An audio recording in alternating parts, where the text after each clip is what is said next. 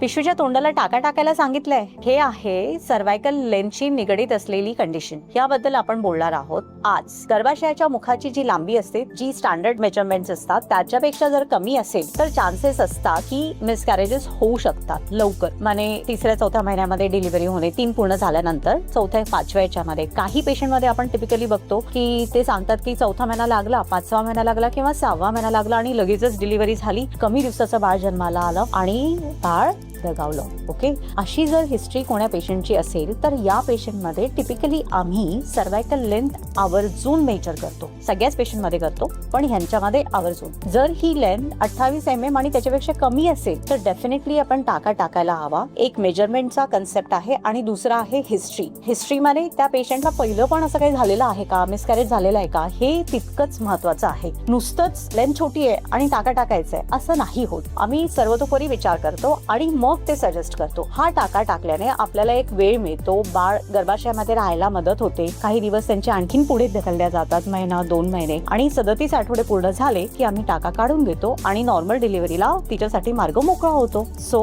आपल्याला बाळ पण हेल्दी मिळतं आणि नो मिसकॅरेज एट ऑल.